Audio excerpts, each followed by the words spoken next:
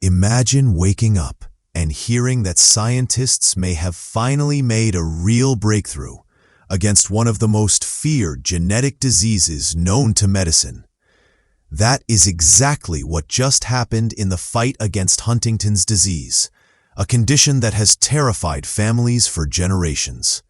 For the very first time, researchers have found a treatment that actually slowed down the devastating progression of Huntington's.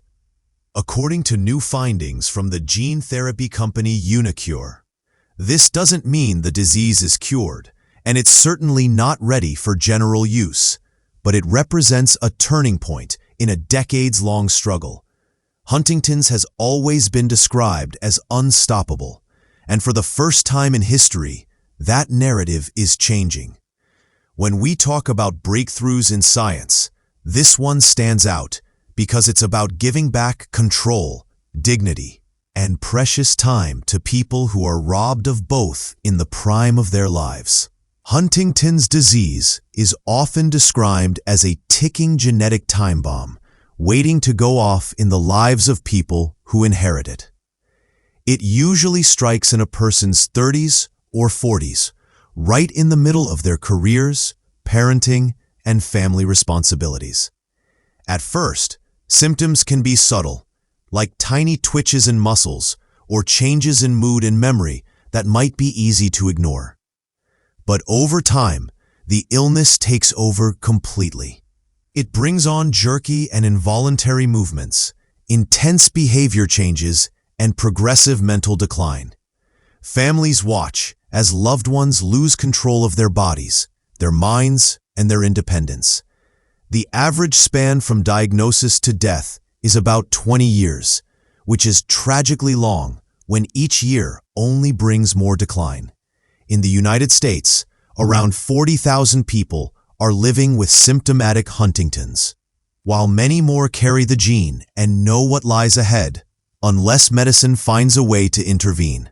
That's why this new study is so important. For the very first time, scientists have managed to slow the disease instead of simply managing its symptoms. The therapy uses an experimental gene-based approach that directly targets the faulty gene responsible for Huntington's.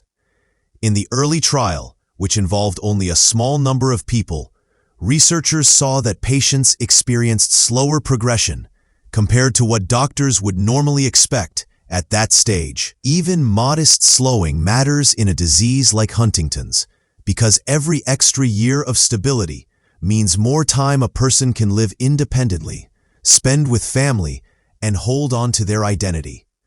For families who have faced nothing but disappointment for decades, these results feel groundbreaking.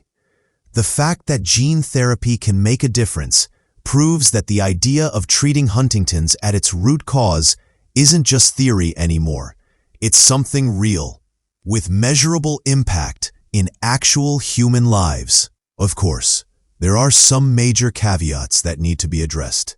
The treatment has only been tested in a very small group, and the trial is still in its earliest stages. We are a long way from having an approved therapy that can be given to patients worldwide. The path from promising laboratory results to a standard medical treatment is notoriously long and filled with obstacles.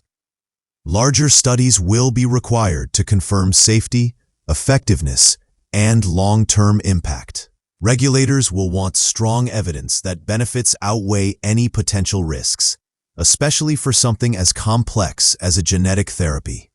It's worth remembering that Huntington's research has seen many false starts before, with families getting their hopes up only to face disappointment.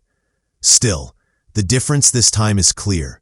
This is not a drug masking symptoms, but a therapy aiming at the genetic cause itself, which makes this moment a potential turning point in medical history.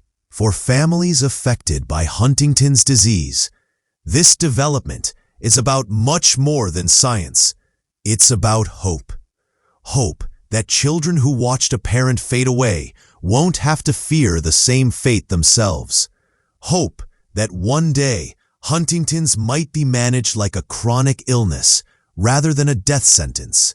And hope that decades of research, setbacks, and heartbreak are finally leading to progress that matters. Even if this particular therapy takes years to fully prove itself, the fact that scientists